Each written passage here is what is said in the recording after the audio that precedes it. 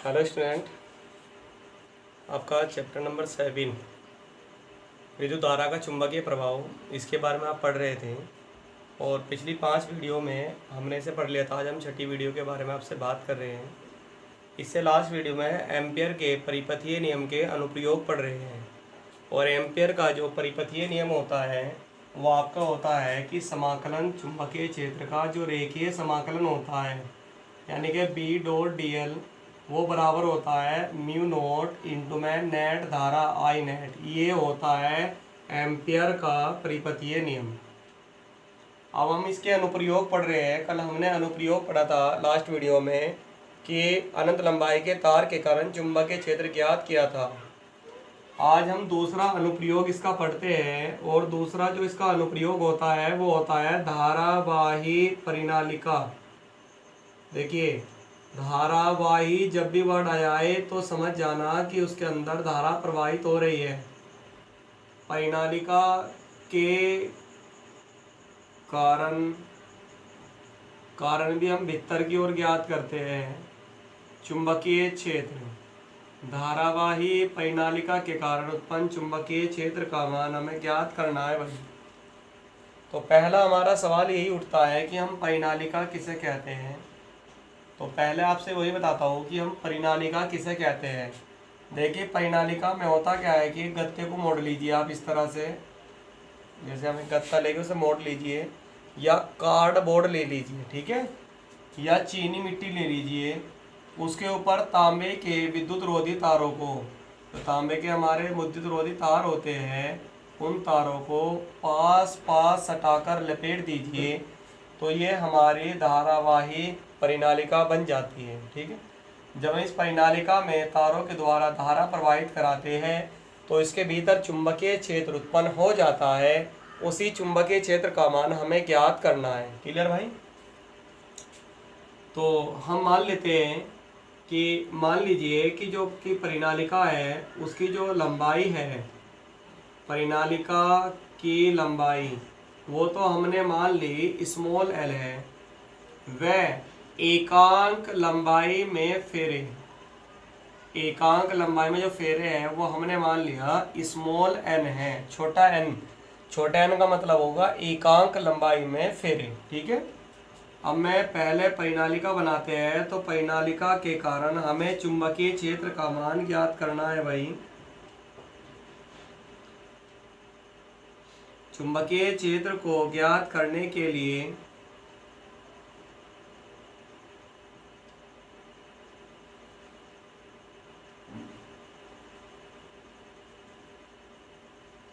आप क्या करोगे, एक परिनालिका ले लोगे।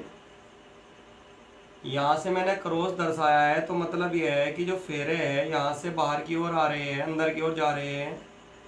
और जहाँ मैंने डॉट दर्शाया है यहाँ से मतलब समझ जाएगी कि जो फेरे हैं वो क्रॉस का मतलब होता है अंदर की ओर, डॉट का मतलब होता है बाहर की ओर।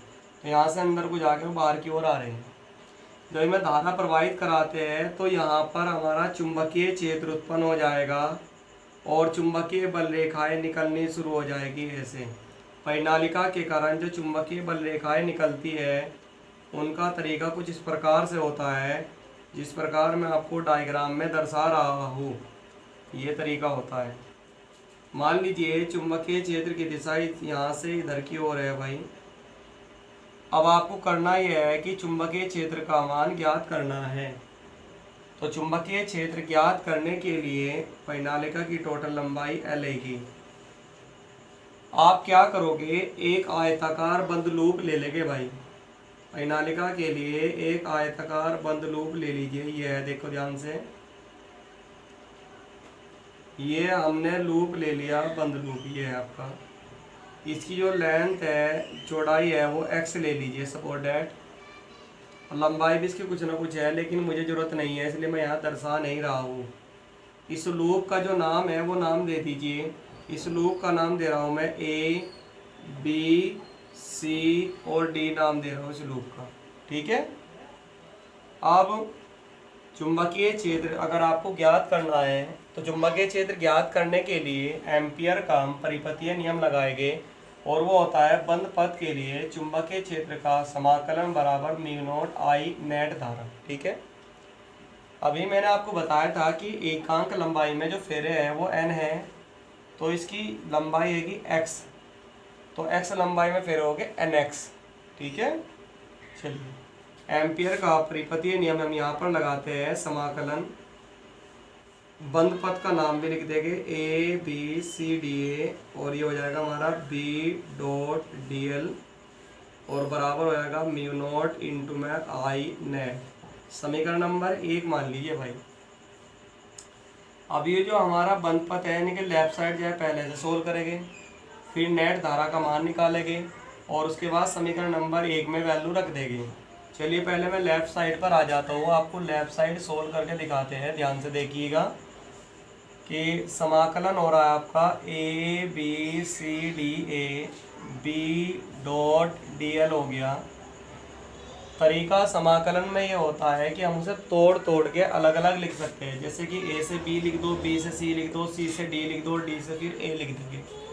तो इस तरह से मैं समाकलन करा सकता हूँ। पहले हो गया ए से B, B dot D L लिख दिया मैंने, और प्लस हो गया आपका बी से सी, फिर यहाँ पर भी हमने बी डॉट डी एल ले लिया, फिर प्लस हम ले लेंगे सी से डी, यहाँ पर भी बी डॉट डी एल, क्योंकि हम तोड़ रहे हैं इस पूरे हिस्से को अलग अलग। फिर हम ले लेंगे प्लस करके डी से ए से चले थे, ए पर ही वापस आना है, और यहाँ भी हम क्या लिख देंगे बी डॉट डी एल लिख देंगे। ठीक, समीकरण नंबर आप इसे ए मान सकते हैं फिलहाल। अब आप क्या करेंगे, पहले इन सब का मान ज्ञात करो। सबसे पहले मैं ज्ञात करता हूँ बी से सी, ए से बी और सी से डी का मान ज्ञात करता हूँ मैं।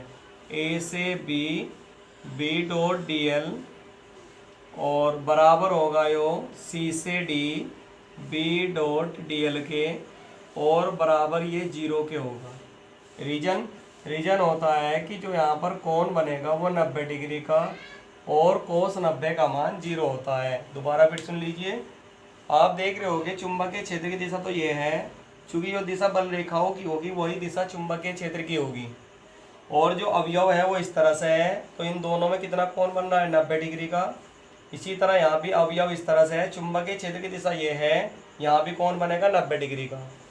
तो जब कोण 90 डिग्री का बनता है तो अदिश गुना में कोस आता है, और कोस 90 का मान होता है 0।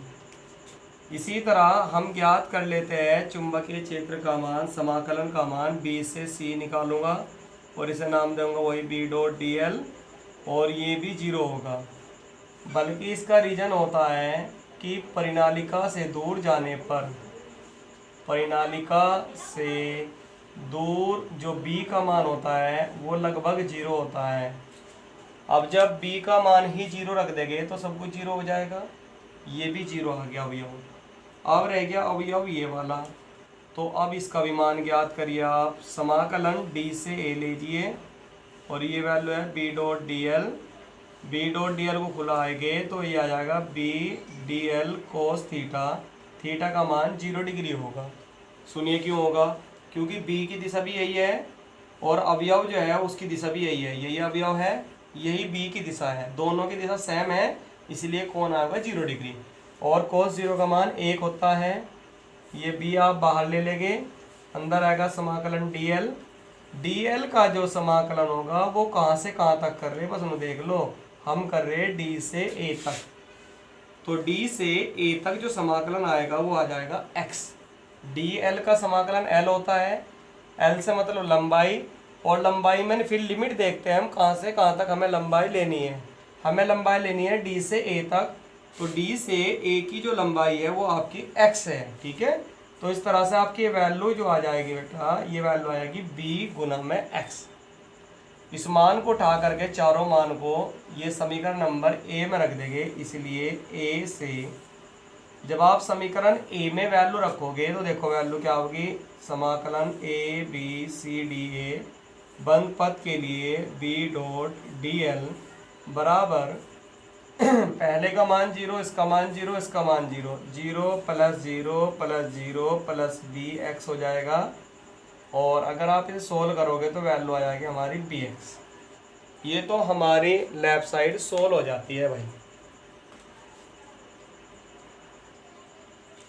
अब इस राइट साइड को सोल्व करने के लिए यानी कि नेट धारा को निकालने के लिए ध्यान देंगे। यहाँ पर मैं नेट धारा की वैल्यू निकाल के दिखाता हूँ आपको।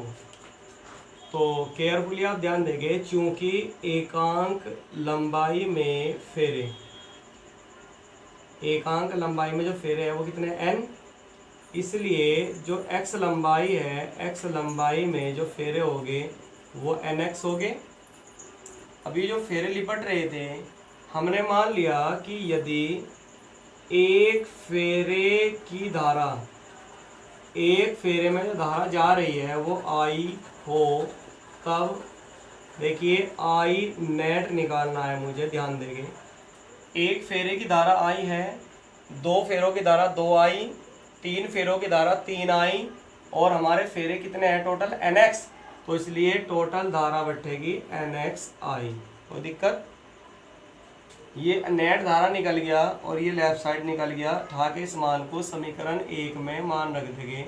समीकरण 1 में मान रखने पर जब आप इसके मान को समीकरण नंबर 1 में रखते हैं तो लेफ्ट साइड में ये वैल्यू रख दीजिए, और ये वैल्यू किसके बराबर है, bx, और राइट साइड में रखेंगे म्यू नोट, तो म्यू नोट है ही है आई नेट। नेट धारा का मान बताओ कितना हो जाएगा, nxI हो जाएगा।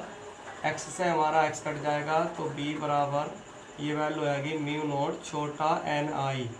ध्यान रखना, छोटे n का मतलब जो होता है वो एकांक लंबाई में फेरे होता है, एकांक लंबाई में फेरे होता है छोटा n का मतलब। ठीक है। अब इसमें मैं आपको, ये तो आपने क्लियरली डायग्राम देख ही लिया, मैं आपको एक दो बातें नोट करा करके लिखवा देता हूँ। वे बातें भी ज़रूरी हैं, न्यूमेरिकल्स में हमारे काम आ जाती है। क्योंकि ज़्यादातर क्या होता है कि न्यूमेरिकल्स में आपको टोटल फेरे देगा। तो पहला नोट यही है, यदि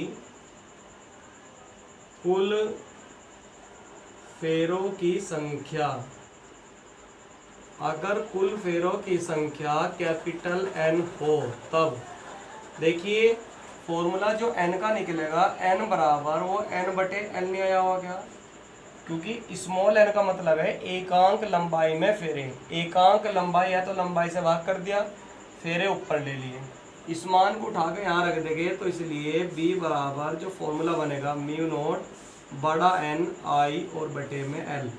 ज़्यादातर वैसे फॉर्मूला यूज होगा न्यूमेरिकल्स में, म्यू नोट कैपिटल NI और बटे में L। L का मतलब परिनालिका की लंबाई। ठीक है। दूसरा एक और न्यूमेरिकल में बात पूछ लेते हैं कि परिनालिका के सिरों पर चुंबकीय क्षेत्र, ये जो हमने चुंबकीय क्षेत्र का फॉर्मूला निकाला है, ये चुंबकीय क्षेत्र है परिनालिका के भीतर का। अब परिनालिका के सिरों पर अगर चुंबकीय क्षेत्र निकाले, इस सिरे पर निकालो चाहे इस सिरे पर निकाल लीजिए, तो परिनालिका के जो सिरों पर चुंबकीय क्षेत्र होता है B सिरा, वो हमेशा B अंदर के चुंबकीय क्षेत्र का आधा होता है। ये याद रखना है आपको, अंदर के चुंबकीय क्षेत्र का क्या होता है, आधा होता है। तो मैं लिख सकता हूँ B सिरे का मतलब हैंड्स होता है, इज इक्वल टू अंदर के लिए चुंबकीय क्षेत्र बताओ कितना है, म्यू नोट स्मॉल ni और बटे में, तो ये हो जाए। ठीक है भाई, आज के लिए आपका इतना टॉपिक काफ़ी है।